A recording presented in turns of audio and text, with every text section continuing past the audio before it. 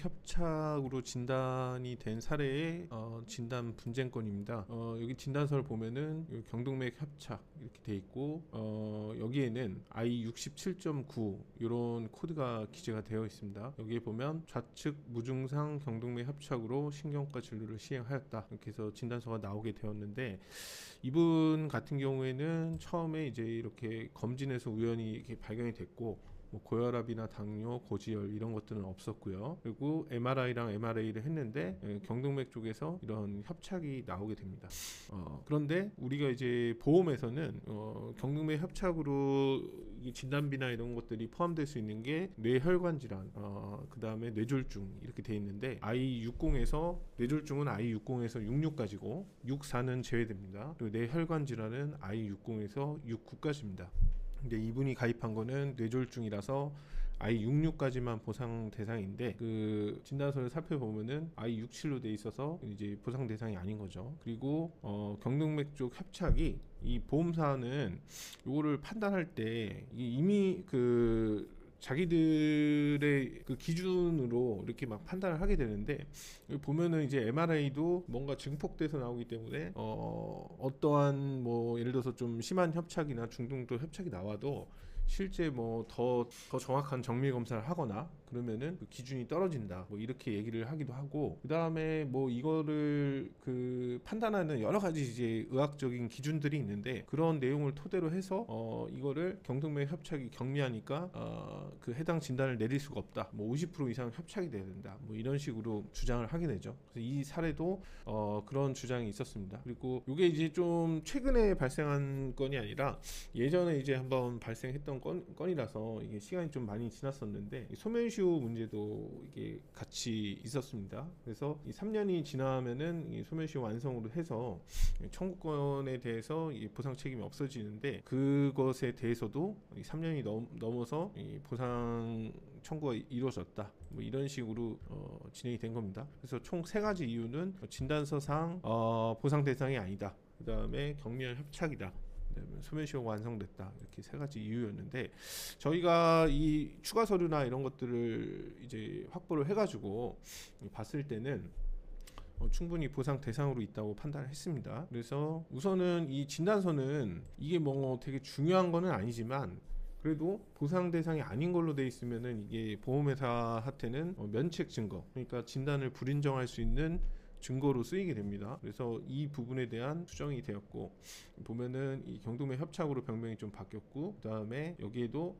I65.2 해서 이 보상 대상이 되는 진단으로 이제 변경이 된 겁니다. 그리고 뭐 의사 선생님께서 이거를 뭐 무조건 다 해주는 건 아니지만 어느 정도 합당한 근거나 논리를 가지고 주치의를 예를 들어서 설득하거나 이런 경우도 있는데, 그런 케이스 같은 경우는 합당한 근거나 논리가 있다고 한다면은 의사 선생님께서도 진단서 변경을 해주는 경우도 있습니다. 그리고 이 경미한 협착 소견에 대해서도 이거는 저희 쪽에서 이제 준비한 자료인데, 이게 이제 그 병변이 여기 보면은 그 한 군데만 있는 게 아니고 이분 같은 경우에는 여러 군데 있었고, 그 다음에 심한 협착으로 볼 수 있을 만한 그런 내용들이 있었기 때문에 요런 이제 증거 자료를 함께 준비를 해서 진행을 한 겁니다. 그리고 시효에 대해서도 이게 진단 확정을 언제로 볼 수 있느냐, 그래서 뭐 검사를 한 달로 볼 수 있느냐, 뭐 진단서를 발행 한 달로 볼 수 있느냐, 뭐 이런 거에 따라서 날짜들이 달라지게 되는데, 해당 진단이 확정된 날짜는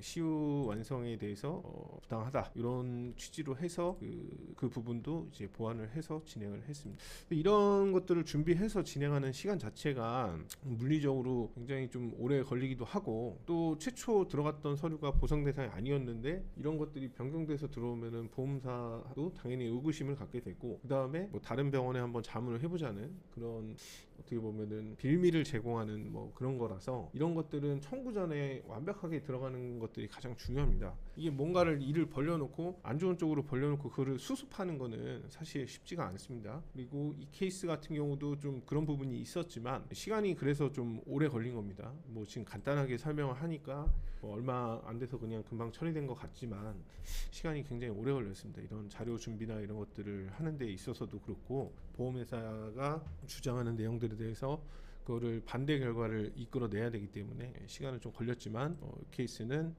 다 해결이 된 케이스입니다.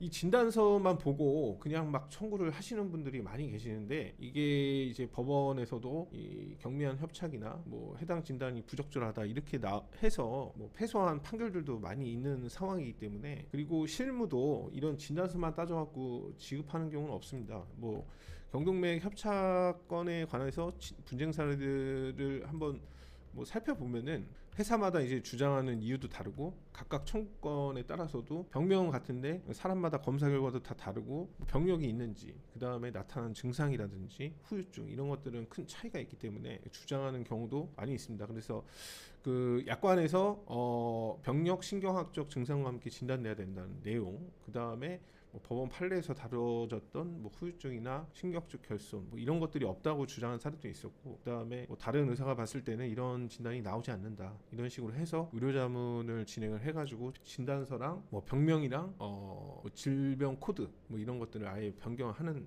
뭐 여러 가지 이제 그렇게 할 수 있는 뭐 또 근거나 기준들도 존재를 하기 때문에 그냥 단순하게 그렇게 접근해가지고 해결될 수 있는 사례는 아니고, 여러 이제 각각의 케이스마다 문제가 될 만한 내용들 이런 것들은 철저히 대비를 해서 진행을 해야 됩니다.